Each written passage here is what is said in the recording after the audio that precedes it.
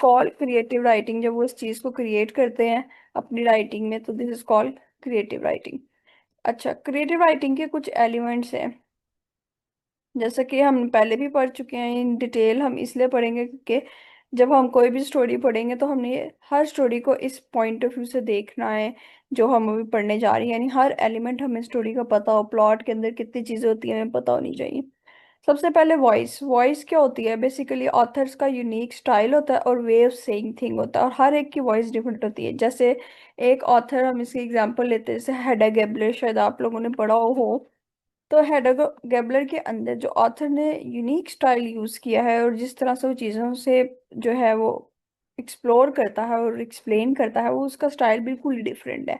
और ये जो डिफरेंट स्टाइल है उसके कहने का, बेसिकली यही उसकी क्या कहलाती है? वॉइस कहलाती है। You should be able to recognize an author's written voice the way you recognize a person's spoken voice. In creative writing, one goal is to develop your written voice. Your voice should come across as natural, clear, consistent, as unique to you as a fingerprint. Wordiness, awkward use of language, awkward sentence structure, and lack of clarity are served to muffle the voice of the author. अब उसने क्या कहा है कि जिस तरह हम आपस में स्पीक करते हैं और हमें एक दूसरे की वॉइस सुनाई देती है, इस तरह जब हम कोई चीज़ राइट करते हैं, यानी ऑथर अपना कोई वर्क क्रिएट करता है, तो उसके अंदर भी ऑथर की एक रिटन वॉइस हमें नजर आती है। वो रिटर्न वाइज बड़ी क्लियर होती है, नेचुरल होती है, कंसिस्टेंट। ये कंसिस्टेंट से मुराद वो प्लॉट के साथ जो इवेंट्स का सीक्वेंस है वैसे वैसे चलती आ रही होती है और यूनिक होती है।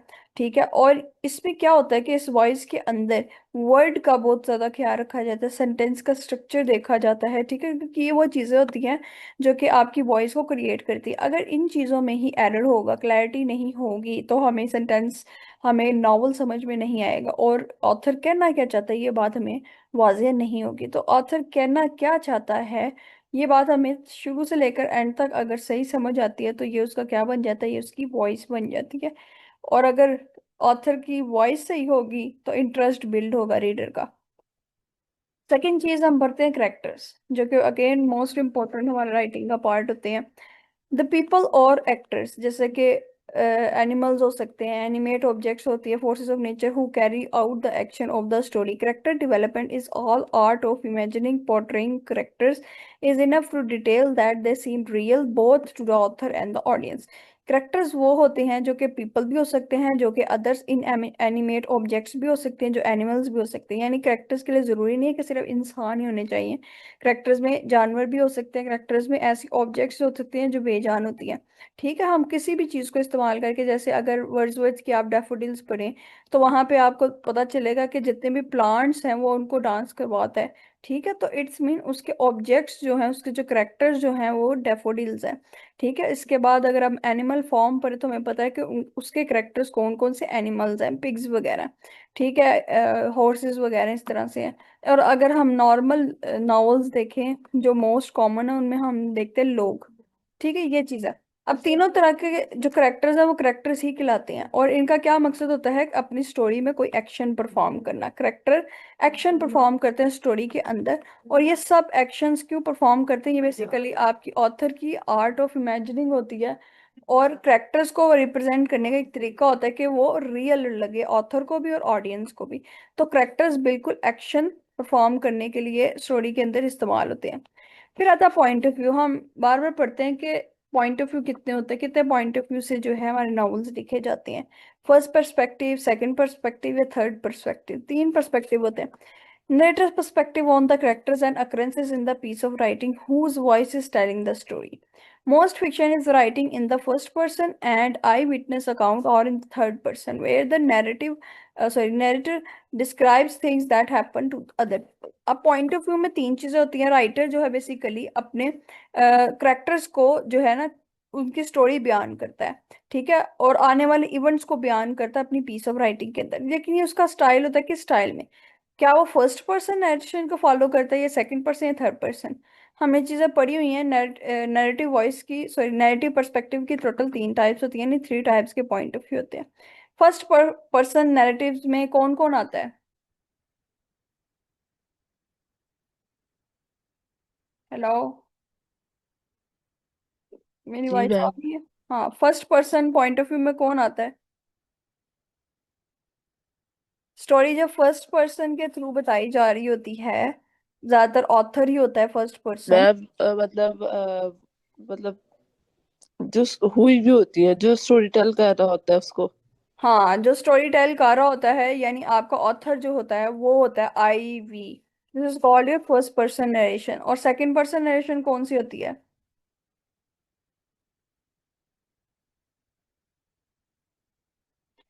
सेकंड पर्सन नरेशन होती है यू, यानी कि हम डायरेक्टली रीडर से मुखातिब होते हैं और उसको बता रहे होते हैं स्टोरी। ठीक है, हमें किसी अनदर पर्सन की जरूरत नहीं पड़ती, कैरेक्टर्स की जरूरत नहीं पड़ती, या हमें अपनी सब्जेक्टिव वॉइस की जरूरत नहीं पड़ती। हम डायरेक्टली उससे कनेक्ट हो जाते हैं आई और यू की फॉर्म में। ठीक है, उसके बाद थर्ड पर्सन नरेशन होती है जिसमें हम ही शी इट और कैरेक्टर्स के थ्रू जो है स्टोरी को ओपन करने की कोशिश करते हैं। ज्यादातर जो पॉइंट ऑफ व्यू यूज किया जाता है वो थर्ड पर्सन नरेशन यूज की जाती है, क्योंकि इसमें करेक्टर्स को पोर्ट्रे किया जाता है और करेक्टर्स के थ्रू उनको वॉइस दी जाती है, उनको जो है अलॉट किए जाती हैं इवेंट्स, और उन्हें रिप्रेजेंट किया जाता है नेचर को रिप्रेजेंट करने के लिए, स्टोरी को ओपन करने के लिए और स्टोरी को टेल करने के लिए रीडर को। ठीक है, और जो अगर आप फर्स्ट पर्सन नरेशन में देखें, जैसे वर्ड्सवर्थ की पोएम है, वो अपना पर्सनल सब्जेक्टिव एक्सपीरियंस डिस्क्राइब करता है जिसमें वो ज्यादा आई और वी का इस्तेमाल करता है। ठीक है, तो ये this is called our first person narration. और सेकंड पर्सन नरेशन देखी जाए तो बहुत कम यूज होती है, लेकिन ये डायरेक्टली मुखातिब करने के लिए रीडर को, उसमें हम ज्यादातर एड्रेस करते हैं यू का, योर सेल्फ, इस तरह के लफ्जों से।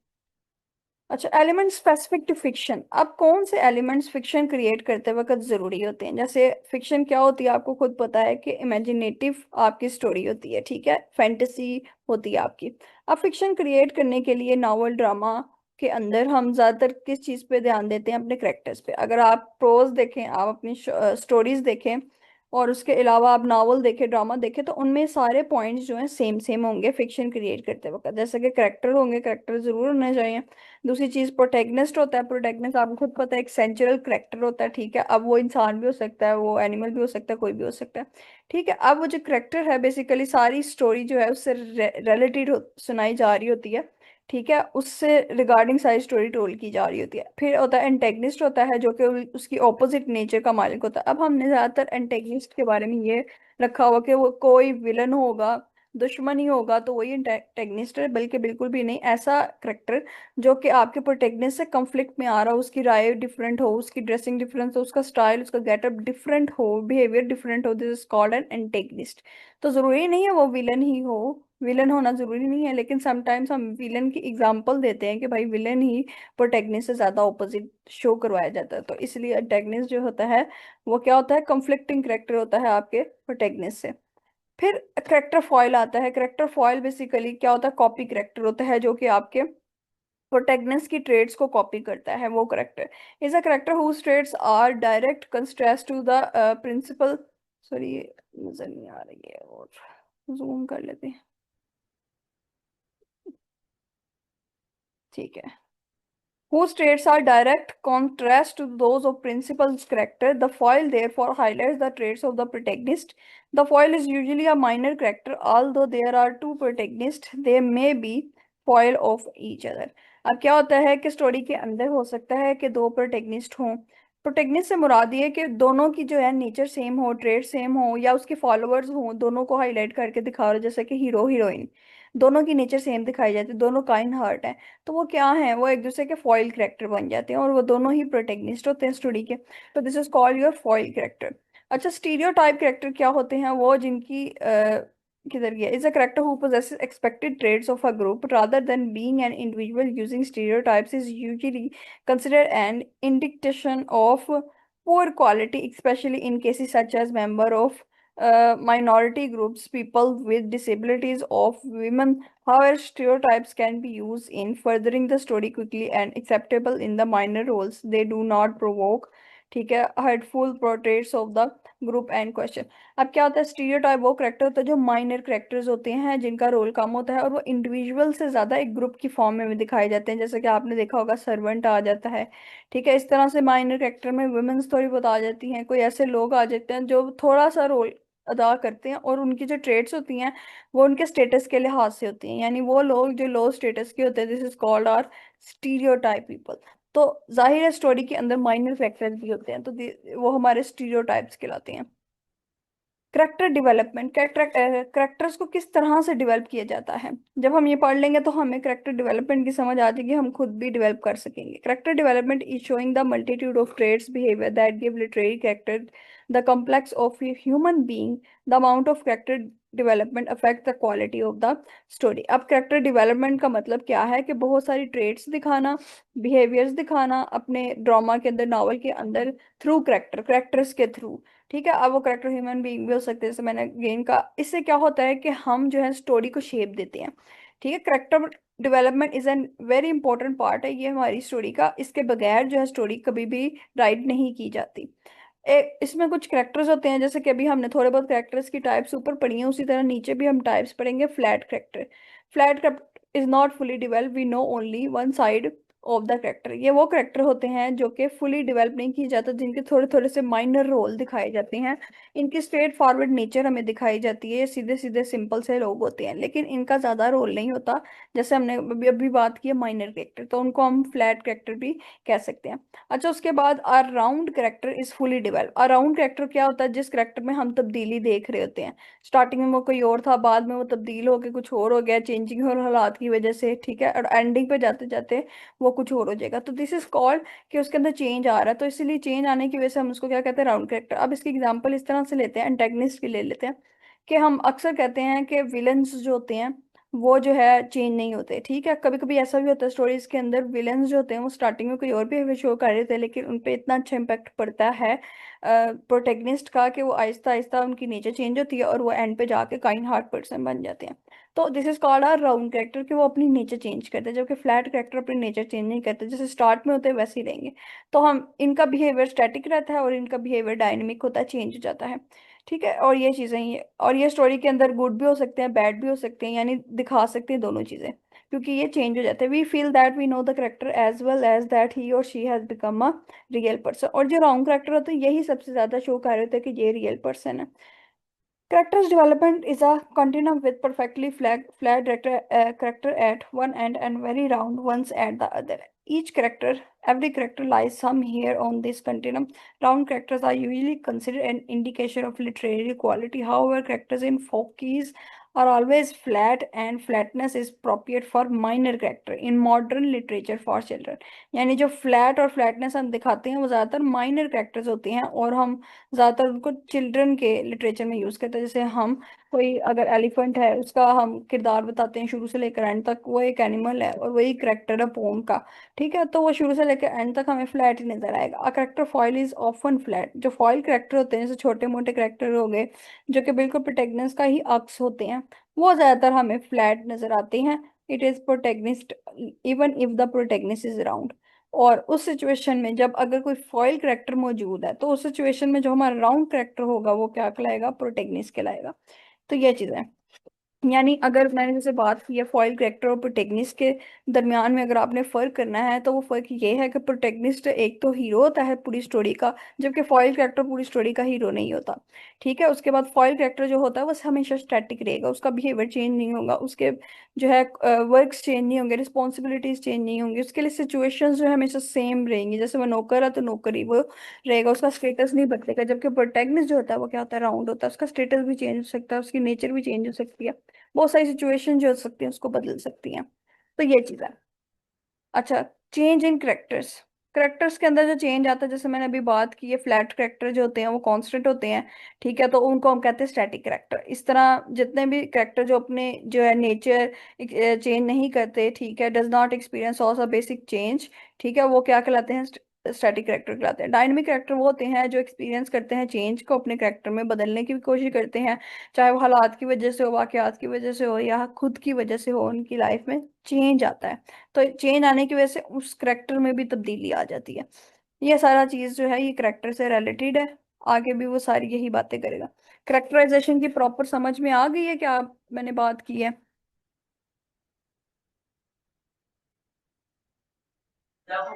Yes ma'am. गुड।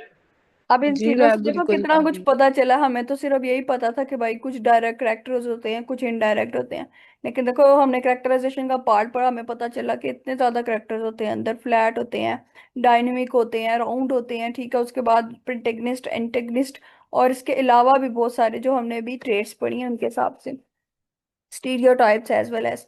अच्छा, प्लॉट क्या होता है, प्लॉट को कैसे कंस्ट्रक्ट किया जाता है, प्लॉट की क्या एलिमेंट्स जो होते हैं वो इंपॉर्टेंट होते हैं। Plots is a sequence of event which involves a character in conflicts. Plots basically क्या होता है, एक इवेंट्स का आइडियाज का सीक्वेंस होता है। ठीक है, उसके अंदर कैरेक्टर्स भी इन्वॉल्व होते हैं और कैरेक्टर्स क्या शो करते हैं, कॉन्फ्लिक्ट। ऑब्वियसली वो कॉन्फ्लिक्ट में होते हैं, कोई ना कोई कॉन्फ्लिक्ट दिखा रहे होते हैं। अब प्लॉट की अगर बात की जाए, द सीक्वेंस ऑफ इवेंट्स जो होता है वो क्या कहलाता है, हमारा नैरेटिव ऑर्डर भी कहलाता है। नैरेटिव ऑर्डर क्या होता है कि स्टोरी जो है एक तरतीब से बताई जा रही है। ठीक है, अगर प्लॉट जो है इस नैरेटिव ऑर्डर को फॉलो ना करे तो वो क्या होगा, वो अनइंटरेस्टिंग होगा, उसको कोई भी इंटरेस्ट लेके नहीं पड़ेगा रीडर के लिए, वो एक लूज प्लॉट होगा और उस पर कोई भी ध्यान नहीं देगा। इसलिए बहुत सारी जो मूवीज होती हैं वो ब्लॉकबस्टर में चली जाती है, बहुत सारे ड्रामास जो होते हैं वो बोरिंग होते हैं। क्यों? क्योंकि उनका नैरेटिव ऑर्डर सही नहीं होता। तो ये चीज है। The most common type of narrative order in children books is chronological, and in this case the events are told in order they happen। अब क्या होता है, अब आप ज्यादातर जो नैरेटिव आप किताबें पढ़ते हैं, चाइल्डिश बुक्स पढ़ते हैं, यानी चिल्ड्रन की जो किताबें पढ़ते हैं आप अक्सर, उनमें एक स्टोरी का सीक्वेंस होता है। आप खुद भी देखते हैं कि नैरेटिव ऑर्डर कितना सीक्वेंस वाइज चल रहा है, और उस ऑर्डर को हम क्या कहते हैं, क्रोनोलॉजिकल ऑर्डर करते हैं। और जिसमें इवेंट्स जो होते हैं वो सीक्वेंस बाय सीक्वेंस एक तरतीब में चल रहे होते हैं और उसी तरतीब में वो खत्म होते हैं। ठीक है। फ्लैशबैक क्या होता है प्लॉट के अंदर, प्लॉट के अंदर फ्लैशबैक आपको खुद भी पता होगा, पीछे माजी की यादों में जाना, यानी कोई चीज जो है माजी की उसको याद करना। और इस प्रोसेस को राइटिंग के अंदर अक्सर जो है राइटर्स नरेट करते हैं। ठीक है, जैसे आपका जो करेक्टर है वो करेक्टर के थ्रू दिखाएंगे, करेक्टर जो है वो अपनी माजी की यादों में खो गया है। ठीक है, a long days journey into night, या अगर आपने पढ़ा तो आपको खुद पता होगा कि उसमें एक ऐसा करेक्टर होता है जो बार बार माजी की यादों में खो जाता है, फ्लैशबैक में चला जाता है। A flashback occur when the author narrates an event that took place before the current time of the story। कहते हैं कि जो ऐसा इवेंट जो ऑथर जो है बयान करने की कोशिश करता है जो कि पहले हो चुका है उसके करंट टाइम स्टोरी से पहले, यानी कि अभी वो करंट टाइम में है और जो पहले हो चुका है वो पहले की सारी चीजों को याद करता है, इवेंट्स को याद करता है या बयान करता है। Flashbacks are common in uncommon sorry in children literature in because the passage of time is difficult for children to understand, the opposite effect of flash forward is even rarer। अब children की किताबों में आपने चीज देखी होगी कि flash forward जो है वो नजर आता है। एक फॉर एग्जांपल एक बच्चा ड्रीम देखता है तो मैं बड़ा होऊंगा, मैं ये करूंगा वो करूंगा। तो फ्लैश फॉरवर्ड बहुत इजी चीज है कि हम उसको ज्यादातर कॉमन यूज कर लेते हैं चिल्ड्रन की किताबों में, लेकिन जो कि फ्लैश बैक है वो टफ होता है। वो जो है एक राइटर एक ग्रेट नॉवलिस्ट जो होता है जो है उसमें ये चीज क्रिएट की जाती है। और मोस्टली जो फ्लैश बैक होता है ना वो हमारे ऑर्डर को जो है डिस्टर्ब करता है, प्लॉट का जो ऑर्डर होता है ना उसको डिस्टर्ब करता है। जाहिर है अब हमने माजी की यादों में चले जाना है, तो हम किसी भी टाइम कोई भी करेक्टर जो है अपनी माजी की यादों में चला जाएगा और फिर क्या होगा हमें पता ही नहीं चलेगा कि वो प्रेजेंट की बात कर रहा है या पास्ट की। तो ये कॉम्प्लेक्स प्लॉट होते हैं, इनको अंडरस्टैंड करना टफ होता है। जैसे हम अक्सर बात करते हैं स्ट्रीम ऑफ कॉन्शियसनेस की, अगर हम टेक्निक यूज करते हैं, यानी हमारे जहन में रैंडम थॉट्स आ रही होती हैं। ठीक है, जब एक्टर्स के जहन में रैंडम थॉट्स आ रही होती हैं तो हम समझ नहीं पाते कि हमारा ऑथर हमारा जो है वो करेक्टर्स को क्या शो करवाना चाह रहा है करेक्टर्स को। ठीक है, तो this is called complex plot. इस तरह के जो प्लॉट होते हैं वो अक्सर जो है रीडर के माइंड को भी डिस्टर्ब कर देते हैं और फिर मजा भी नहीं आता ऐसी चीजें पढ़ने का, क्योंकि एक सीक्वेंस नहीं होता, सीक्वेंस को ब्रेक करते हैं। At time lapse occur when the story skip a period of time that seems unusual compared to the rest of the plot। अब क्या होता है कि कुछ टाइमलेस भी आता है प्लॉट के अंदर। हम टाइमलेस की बात इस तरह से करते हैं कि इसमें जो है हमें एक वक्त का एक मोमेंट की स्किपिंग दिखाई जा रही होती है। जैसे कि अभी एक चीज चल रही है, जैसे अभी स्टोरी के अंदर हीरो हीरोइन आए हैं और अनदर जो है करेक्टर उनकी तरफ स्टोरी शिफ्ट कर गई है, तो थोड़ा सा टाइम लेप्स के भाई अभी इनकी तरफ आए थे अब दूसरे की तरफ चले गए हैं तो अब दूसरे की तरफ से फिर वापस जाएंगे। तो क्या होगा, टाइम लेप्स दिया इस चीज को कि एक इवेंट को थोड़ा सा स्किप करके दूसरा शुरू कर दिया और फिर दूसरे को बयान करने के बाद फिर पहले के पास चले गए। तो टाइम लेप्स भी आपके प्लॉट के अंदर आते रहते हैं। कॉमन एलिमेंट्स इन प्लॉट्स जो कि हमें भी पता है, जैसे कि आपने खुद भी पढ़ा हुआ है, एक्सपोजिशन होती है, explanation, situation, condition of the character, ये सब चीजें जो होती हैं ये कॉमन एलिमेंट्स होती हैं। इसमें हम ज्यादातर क्या देखते हैं, राइजिंग एक्शंस देखते हैं अपने करेक्टर्स के थ्रू। अब अगर बात की जाए प्लॉट के अंदर मेजर चीजें क्या होती हैं, करेक्टर्स होते हैं। जैसा कि उसने कहा प्रोटेगनिस्ट होता है, एंटेगनिस्ट होता है, और ये चीज़ है। उसके बाद सेकंड चीज़ क्या होती है, सीरीज ऑफ कॉम्प्लिकेशंस, बहुत सारे कॉम्प्लिकेटेड इवेंट्स दिखाए जाते हैं, इंसिडेंट्स दिखाए जाते हैं। फिर क्या होता है, राइजिंग एक्शन, वो एक्शंस जो कि ड्रामा को जो है वो सस्पेंस की तरफ लेके जाते हैं, ठीक है, वो इंसिडेंट की तरफ लेके जाते हैं, उसको हाइपर करते हैं, उनको कहते हैं राइजिंग एक्शन। जब क्लाइमेक्स का मतलब turning point of the story, जहां पे आपकी सारी स्टोरी उलट जाएगी ना जिस जगह पर, this is called your climax, जहां स्टोरी का टर्निंग पॉइंट आ गया, ठीक है। एक्शन का टर्निंग पॉइंट आ सकता है, आउटकम का टर्निंग पॉइंट आ सकता है, कुछ भी हो सकता है, this is called a climax, ठीक है। उसके बाद आपको डिनाउंसमेंट और फॉलिंग एक्शन का आपको खुद पता है, जब टर्निंग पॉइंट आए तो फिर टर्निंग पॉइंट से लेकर जो सारी स्टोरी जो है नीचे की तरफ फ्लो कर रही है, this is called a falling action, कि भाई वो एंडिंग की तरफ जा रही है, तो एंडिंग की तरफ जाते हुए प्रोसेस को हम फॉलिंग एक्शन कहते हैं। और इसको रेजोल्यूशन रेजोल्यूशन कहते हैं, इख्तिताम को, प्रॉपर एंडिंग को कहते हैं, ठीक है। ये सब main main main basic basic चीजें होती हैं जो आपको पता है प्लॉट के अंदर होती हैं। लेकिन इनमें कुछ और चीजें भी होती हैं जो कि आपको नहीं पता, जैसे कि ओपन एंडिंग और दूसरा है ओपन क्लोज एंडिंग। प्लॉट जो होता है दो तरह का होता है, एक होता है ओपन एंडिंग प्लॉट, दूसरा क्या होता है, close ending plot. Close ending plot का मतलब क्या होता है कि स्टोरी जो है पूरी वाइंड अप हो चुकी है, हमें स्टोरी की बिगिनिंग मिडल और एंडिंग सब कुछ समझ में आ गया, क्योंकि ऑथर ने हमें सब चीजें प्रोवाइड की हैं। ओपन एंडिंग का मतलब होता है ऑथर ने हमें एंडिंग नहीं प्रोवाइड की, एंडिंग के बारे में उसने कहा कि रीडर जो है अपनी तरफ से खुद जो है एक्सपेक्ट कर लें एंडिंग क्या होनी चाहिए, ये उन पे छोड़ दिया जाता है, यानी ओपन एंडिंग स्टोरी। जैसे कि आपने अक्सर अफसाने पढ़े होंगे, उन अफसानों के अंदर आप अक्सर देखते हैं कि आखिर में आके स्टोरी छोड़ दी जाती है, आगे नहीं दिखाया जाता, सस्पेंस में स्टोरी को जो है छोड़ दिया जाता है, ठीक है, तो आगे दिखाया नहीं जाता। तो this is called open ending story, के रीडर्स को खुद अलाउ किया जाता है कि वो अपनी तरफ से कुछ भी इमेजिन कर ले कि करेक्टर्स के साथ कुछ भी हो गया होगा, प्लॉट जो है इस तरह का होगा, तो वो ये चीज है।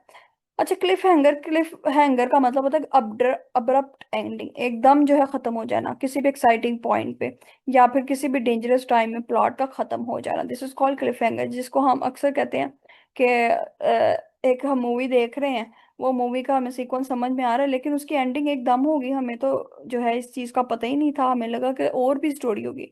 तो डायरेक्ट एंडिंग किसी भी डेंजरस मोमेंट पर, या फिर अब्रप्ट हैंगर को हम क्या कहते हैं, सॉरी, अब्रप्ट एंडिंग को हम कहते हैं क्लिफ हैंगर, के प्लॉट के अंदर क्लिफ हैंगर लग गया है, आगे आप खुद एज्यूम कर ले। ज्यादातर ये क्लिफ हैंगर जो होता है ना ओपन एंडिंग स्टोरीज के अंदर लगता है, जैसे मैंने अभी बात की, जहाँ पे एंड पे सस्पेंस में एक्साइटिंग में छोड़ दिया जाता है, ठीक है, रीडर को, तो वो फिर खुद से क्या करते हैं, क्लिफ हैंगर, ऑथर का जो नॉवल होता है उसमें ऑथर क्लिफ हैंगर तो लगा देता है, बाकी स्टोरी क्या होती है, ओपन एंडिंग होती है, रीडर्स के हाथ में चली जाती है। Other elements which may be found in plots include, जो इसके अलावा और भी एलिमेंट्स होते हैं जो प्लॉट्स में शामिल होते हैं, जिसको हम कहते हैं सस्पेंस।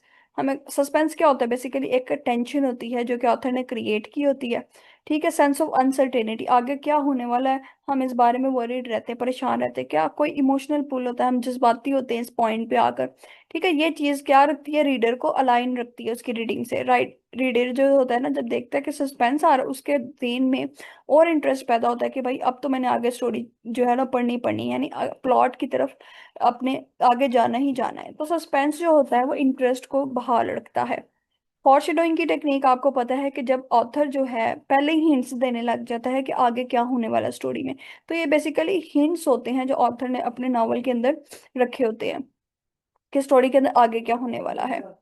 तो ये सब चीजें इसको फॉरशैडोइंग कहते हैं। फिर को इंसिडेंट्स कहते हैं अकरेंस ऑफ इवेंट, कोई भी चीज जो है इत्तेफाकन हो जाती है, विच हैपन बाय चांस, उसको हम क्या कहते हैं, को इंसिडेंट कहते हैं या फिर कोसाइडेंस कहते हैं, ये दोनों चीजें हैं, ठीक है। अब कोई भी चीज जो है एक टाइम पे हैपनिंग हो गई है जो अनएक्सपेक्टेड थी, फॉर एग्जाम्पल करेक्टर के सामने प्रोटेगनिस्ट के सामने एकदम एंटेगनिस्ट आ गया, तो क्या हो गया, एकदम अक्रंस हुई है विदाउट प्लानिंग के, तो इसको हम क्या कहेंगे, को इंसिडेंट्स कहेंगे, ठीक है। उसके बाद inevitability is the sense that outcome is necessary and inescapable. अब ये क्या होता है कि रीडर के दिमाग में ये चीज बहुत ज्यादा, सबसे ज्यादा ये चीज होती है कि अगर वो कोई बुरी चीज देखता है तो उसको पता चल जाता है आउटकम क्या होने हैं इसके, लेकिन रीडर को पूरे प्लॉट का मकसद ये बताया जाता है कि आउटकम जो भी आएगा वो जरूरी है और आप उसे छुटकारा नहीं पा सकते। अब इसकी एग्जांपल, मेरे पास तुम हो, आपने ड्रामा देखा, आपको जब उस हॉस्पिटल में था तो आप जो है आउटकम का इंतजार कर रहे थे, ठीक है, सस्पेंस में थे कि क्या होगा। अब आउटकम जब आपके सामने आया तो आप उसे एस्केप नहीं कर सकते, आप उसे जान नहीं छुड़ा सकते, आपको वो एक्सेप्ट करना ही पड़ेगा जो ऑथर ने आपको आउटकम दिखा दिया। तो उस सिचुएशन को एक्सेप्ट करना पड़ेगा आपको। अच्छा, सेंसेशनलिज्म का मतलब क्या होता है कि बेसिकली ये अनरिलीव्ड सस्पेंस होता है, जहाँ पे सस्पेंस को खत्म कर दिया जाता है, यानी रीडर के सामने प्रॉपर शो कर दिया जाता है कि ये वाकया था, ये एक्शन थे जो कि जो थे हुए हैं बाद में।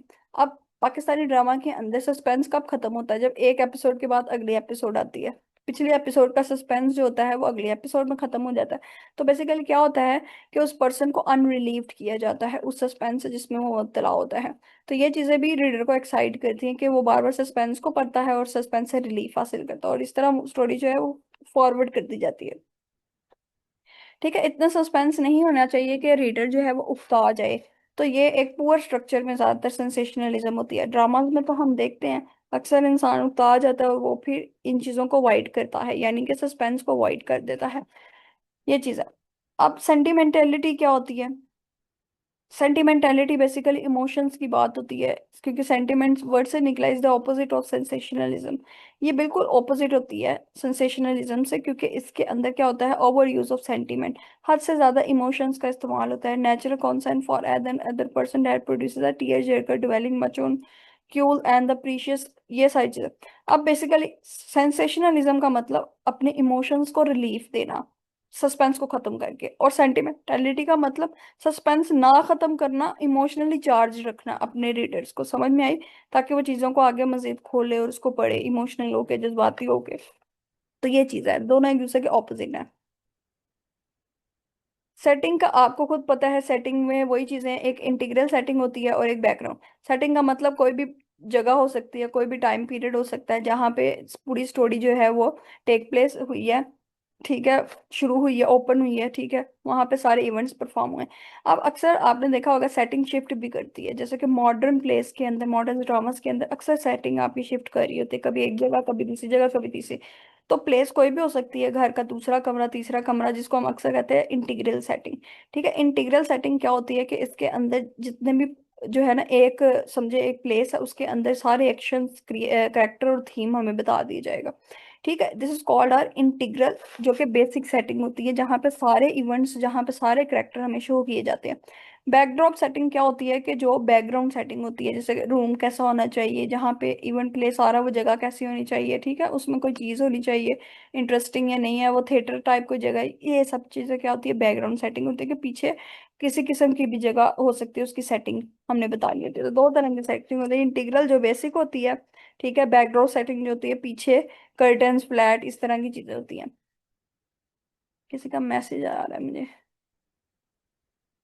क्या कहती है इसे? ठीक है, मैं इसको खत्म करने लगी हूँ। ये सेटिंग है, सेटिंग जो आती है उसके के अंदर जो है कॉन्फ्लिक्ट दिखाए जाते हैं, बस ये यहाँ तक। ये सेटिंग इतना नहीं है, सेटिंग में ये था कि आपकी प्लेस और टाइम का हिसाब देखा जाता है। तो दोनों चीजें मैटर करती है, किस टाइम पीरियड में वो कहाँ था, किस टाइम पीरियड में वो आपका जो करेक्टर है वो कहाँ है। तो ये चीजें यहाँ तक, इसको वाइंड अप करते हैं। वैसे भी हमारी मीटिंग 5 मिनट में खत्म हो जाएगी। मुझे ये बताएं लेक्चर समझ में आया कि नहीं आया?